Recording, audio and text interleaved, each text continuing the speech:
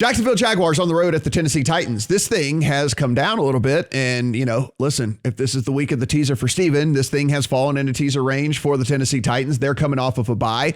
They're going to get Julio Jones back as well. It is 8.5 at DraftKings. It's 9 everywhere else, but you can get 8.5 at DraftKings. 43.5 is the total, 44 as well if you're looking to play an under. Brad, when we take a look here, look, the Jags, if the Texans are the very clear 32, after the Lions finally got the win, I think the Jags are the very clear 31 as far as the power rankings go. The pretty clear second worst team in the NFL, can't do anything at all on the offensive side of the ball, and the defense not playing, not necessarily the worst defense in the world. They're kind of like this, like bend, then eventually break. It's not the bend, don't break defense. It's like you don't just score really quickly against them. It's just like you get a whole bunch of yardage over and over and over again, and then you finally get in the end zone and score points against them. So not a lot to love on the Jag side of things. And again, we're still dealing with, AJ Brown being injured. We're still dealing with, of course, Derrick Henry being out for Tennessee, but they did get a bye. So if there were any nagging injuries for the guys that are out there, they should be feeling a little bit better. Yeah, Julio is obviously the big question on the Tennessee offense. He was at practice. There are a few clips of him running some routes. So if he goes, then that's obviously huge for that offense. So they're not running out replacement level receivers. I quite like the under 44 here. If you look at Tennessee's defensive stats, they're still not that good, really. Yeah. But I would say they're probably better than their stats. Definitely the defensive line is I think, one of the best in the NFL. Remember what they did to the Rams a couple of weeks back. That's kind of what they have in them when they're not super banged up on the back end. And this Jacksonville offense is still terrible. They still can't space their routes on offense. They're still receivers just running into each other down the field. Laquan Treadwell is their number one option at the minute.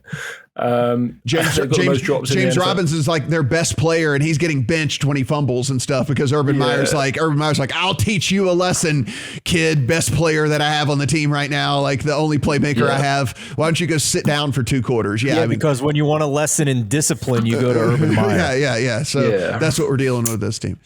So, I don't see Jacksonville scoring that many points. And then I don't know if Tennessee can score that many either nowadays. 22nd in offensive DVOA without their running back. And what's interesting, there was that huge debate about Derrick Henry, does he matter? And two things appear to be true. One, he probably did matter somewhat because they built that offense around him and the way he runs. But also the offensive coordinator thinks he matters because he stopped calling play action and Tannehill's just not a drop back passer. That's not what he does. But, play action would probably still work for him, but they've just stopped calling it. So, I thought under 44 was potentially worth a look.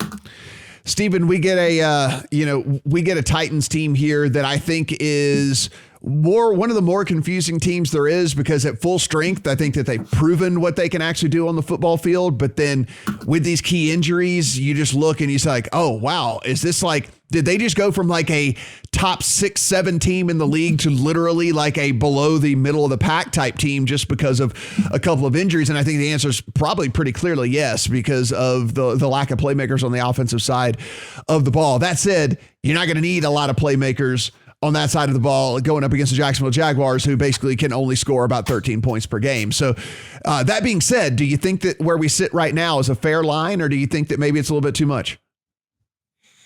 It is in the teaser zone for the Titans, but this is the one teaser leg I stayed away from, because I still think this number is more about what the Titans were as opposed to what they are now. So, Matt, we do our power rankings for the lines every week. We've talked about it a couple times in the past, but a reminder, we rank the teams 1 through 32 on who we would have favored on a neutral field this week. You put them at 19, and you were the generous one. I had them at 20. We had senior members of the staff have them at 22 and 23. Based on that, this line for me can never be more than a touchdown. This is not the same Tennessee Titans team. So here I am again. It's week 14, and I'm betting Urban Meyer and the Jacksonville Jaguars for the third time this season, knowing that they could go full kamikaze pilot on me. But the number was dumb, so prepare for takeoff. Make sure your seat backs and tray tables are upright in lock position. Jags plus 10, I bet earlier this week. God help me. Since coming out of the bye week 7, the Jags have scored 7 points, 9 points, 17 points, 10 points, 14 points, and 7 points this past week. They're not good at scoring the football, but fortunately, Stephen, all they have to do is keep it. They don't have to score a ton if they can keep it within 10. So that's what you got going for you here this week. And hopefully it works out for you, brother. Godspeed on this one.